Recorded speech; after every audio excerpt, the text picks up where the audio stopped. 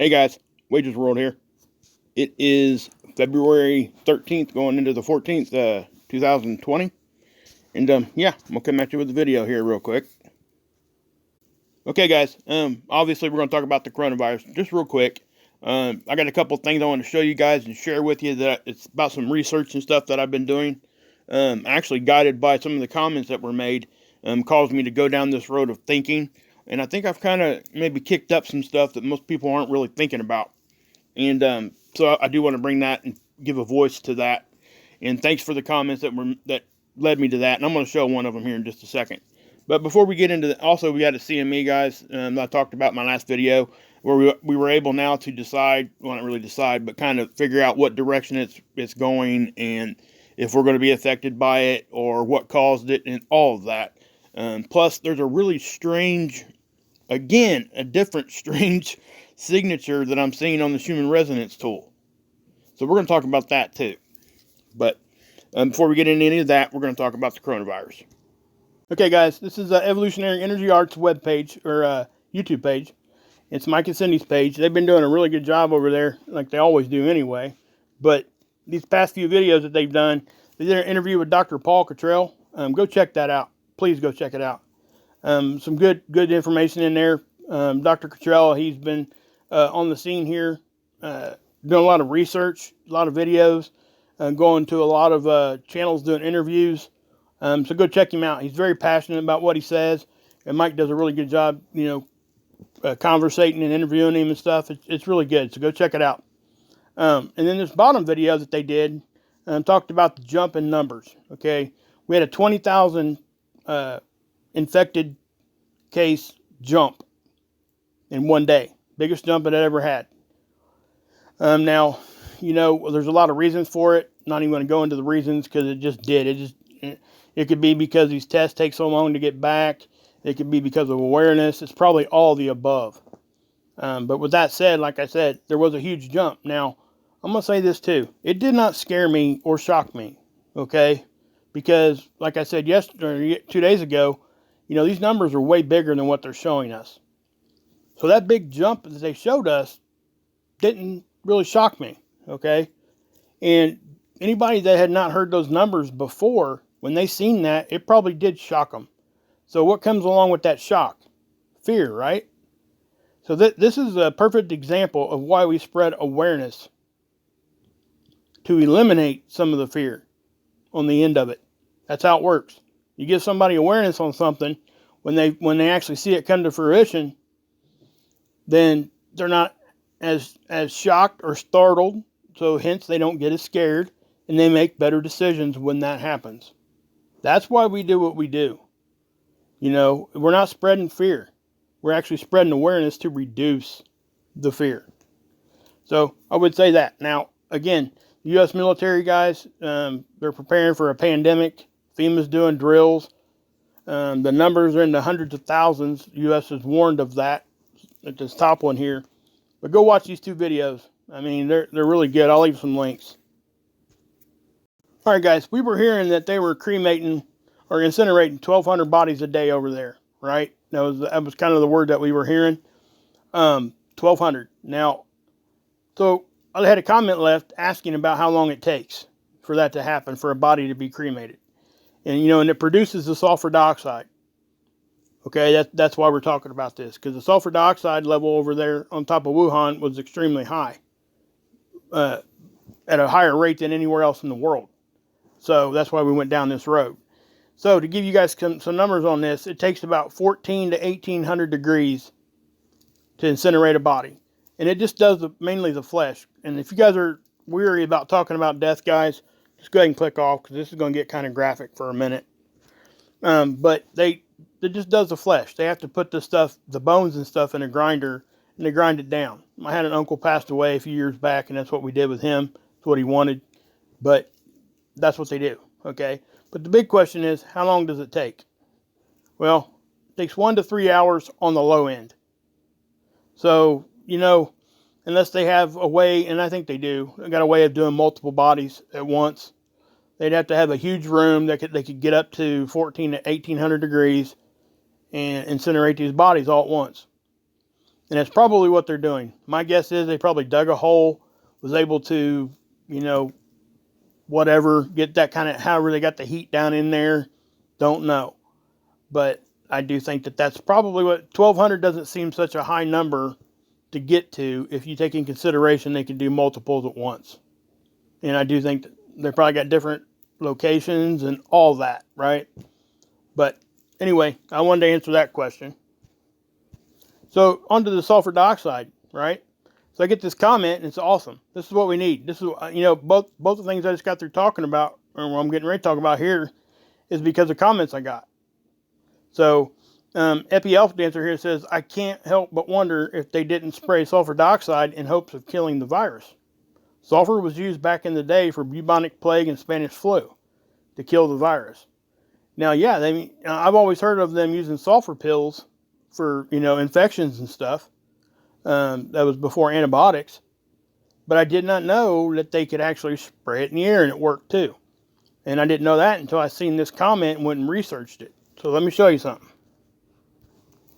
Okay, I will leave a link to this too. Okay, and a link to that other website for the crematorium so you guys can go look if you want to. But this is PMC. That's the website here. But it says disinfection of dwelling by means of sulfur dioxide. I mean, right there, it just says that's what they were doing, right? So we'll go to page 65 here. That's the initial page here. And what they're doing, guys, is they're telling you what they did. This is back in the 1800s, believe it or not. They were doing it. They were doing tests and stuff on like diphtheria and other things, and that's what they did. And they were using sulfur dioxide gas to disinfect like whole buildings. That's what they were using. Let's see if I can't find the chart I seen. And like I said, I'll leave a link to this. Now here's a chart that was showing you. There's dates, scarlet fever, measles, diphtheria, and it shows you numbers. If you guys go look at this, go look at it, and like I said, this is what they were doing. So it is possible to use sulfur dioxide to sanitize large areas. And this is proof. Okay? So is that what they're doing or not? Now, me and Scott had a conversation about some information that we had heard in the background, and Scott shared it with me, and it was about currency, right? They're taking the paper currency away from these guys, okay? And they're saying that they're taking it from them to disinfect it. And then, you would think they would be giving it back, but they're not. Okay? And there's a whole lot of reasons that could be happening. And the main reason that most people are thinking here, and this is, like I said, I'm not sure if this is going to happen or anything like that. I'm just showing you guys different angles here. Okay? If they take the currency away from everybody, disinfect it, and don't give it back, it would be very easy for them to use the excuse, and that would be able to get them away from, because if their economy is going to crash anyway, it would be easy to use that excuse and then get to their own, cryptocurrency or whatever currency they choose to use, and get away from the U.S. currency, U.S. dollar. Is that part of what's going on here? I kind of think that it probably has something to do with it. Okay? And the fact that they can take sulfur dioxide and disinfect large areas, I think most certainly lends to the fact that this could be possible. Okay? So, I just wanted to give you guys a little update on all that. Now we'll get into the space stuff. Okay, guys, this is that CME I was showing you guys the other day, the start of it. It's finished out. It's ejection. But this is the start of it. This is on the 11th. Let me slow that down. Okay. Obviously, you guys can see that on the left. We'll just zoom in right here. Now, I was trying to tell you guys, show you guys what I thought was causing it. And I think I might have been correct. And I'll go into that here in just a second. About, how Mercury and Venus were lined up at a certain alignment there. Might have helped cause this CME. And I do think it had something to do with it. But that's the start of it. We'll go on to the next day and we'll watch the end of it. And you're going to see some glitches here too. Actually, you know, guys, I was looking at these glitches a little bit, and some of them are actually kind of strange. Usually when we see these lines shoot across, they usually shoot across all in the same direction. And that ain't what we've seen this time. So I'm going to try to pause it here. We're going to back it up a little bit. Try to go back to that. Now, see what we're seeing here? Okay. Now, that's part of it. You know, it's detecting a CME right there. Now, that doesn't mean that there wasn't a CME there. There could have been. I'm not necessarily thinking that there was at that specific spot. Let's go forward, see how it goes to that. Now, again, Mercury and Venus are over that direction. So, whatever's going on there, this is detecting some sort of a CME, some sort of ejection here. Now, you see this, and then you get this, right? And the other one I just showed you guys where these lines were black instead of white. That is, every time you get a glitch like this, it does a ghosting. So 2 or 3 images later, you'll see this again, this exact position, but it'll be black and not white. So that second one is really nothing. This one pretty much is nothing too. It's probably just cosmic rays or something bouncing around. Light got into the mechanism inside the tool or what have you. But the fact that it's going in different directions here isn't usually that consistent with what we see. So I'm not ruling out everything on this one, but the fact that they're completely straight lines, you know, if you zoom in here, you see that typical half moon shape. And like I said, the cameras are actually tube shaped anyway, guys. And they have mechanisms in the inside that look like that turn. So my guess is that's what you're seeing here. But I wanted to show that part to you anyway. But not really much to show there. But other than to say that I don't think that that's anything really to mess with. But again, this is the end of that CME. I'll try to stop it when it gets to that here real quick. That way we can pause right there. Okay, so that's the end of it. Now, you know, so what was causing it? Is it coming at us? That kind of thing. Well, let's go find out. All right, guys, I got you guys over here at planetxnews.org. This is where I go to get to my links and stuff. Scott's done a little redesigning of his webpage over here, and I wanted to show you guys how to get to the links again. Guys, go check out these articles. I mean, he does a really good job on these.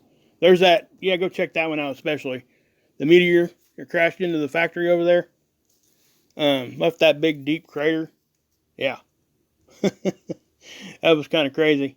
But if you guys go up here to the top of the page and you click on the 3 bars, okay, then you get these links down here, right? It says Planet X News research links. Just click there, and there they are. Okay? They're all there. All right, you just got to scroll down and get to the one you want. Now, the one we're going to go to here is the CME detector, okay? Because that's what we want to look at right now. So let's scroll down here. It is CME tracker. So you just click on that link, okay, and there it is. Now, what I want to show you guys is it did update, and it did show the CME. You see that blowing off right there, right? Here, there. See that? Now, looking at that, you don't think that that's going to even bother us, right? Because the Earth is here. And remember, this is 2-dimensional. This is a top-down view. All right? Now we go to the side view. Let's watch it for a second. Now, we don't really see a whole lot. Now, that right there at the end was the CME. Okay, this one right over there. You see how it kind of jumped a little bit too? Kind of jumped time, I think. Right there. See that? Now, what you're going to see over here is really what you'd like to see. Or what you want to see if you're trying to figure this out. This is our orbit stretched out in a straight line. Okay? Now, where you see the distortion is where the CME ends up being. See that? So watch it. Right there. See that? It looks like we could catch some sort of a glancing blow from this thing. Now, I'm not saying that we are. If we do, it's not going to be a direct hit. But then again, then what do we do? Then, you know, is it going to be a big deal? Most likely not. Okay. It may not even get us at all. And we may just catch a little bit of whatever from this. But what caused it? Remember we were talking about, what was causing it. Well, if you look down here, these dotted lines are the IMF lines, okay, that I talk about. The blue lines we see in the other graph I show you. It's these planets and the satellites' connection to the sun. When this thing fires off, it fires off at the exact moment that Mercury, that's Mercury, okay? So let me zoom out a little bit and show you something else too. This is Venus. Now, when we're talking about gravitation, right, the alignment gravitation-wise would have to be in a straight line, correct? For gravity. Now, for magnetism and what we're talking electrical connections here, it doesn't have to be a straight line. So that's why all these lines are curved, because we're orbiting, we're moving, correct? So what's happening is when Mercury's IMF line crosses where Venus is connected to the sun, also at that exact second is when that CME happened. Boom, see that? You have to look real close, but you can see how right when it got real close or right over top of it, boom. Okay, now Mercury was probably the main culprit here, but the fact that both of those IMF lines were lined up at that exact second, and Mercury is that close to the sun, even though it's not really that close, it's millions and millions of miles away from the sun, but the connection there is real. So when it crossed over that might have been what caused that CME. So I don't think it was anything else. I don't think there was an object there.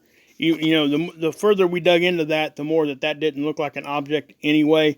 It looked more like I don't know, it was just kind of it just didn't take on the same characteristics as we usually see. Okay, so yeah, so there's that. It didn't come at us.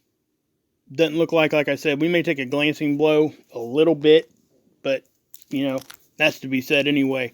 And there are a few coronal holes where we're getting some some solar wind increases in the next couple days, but I don't see anything big right now.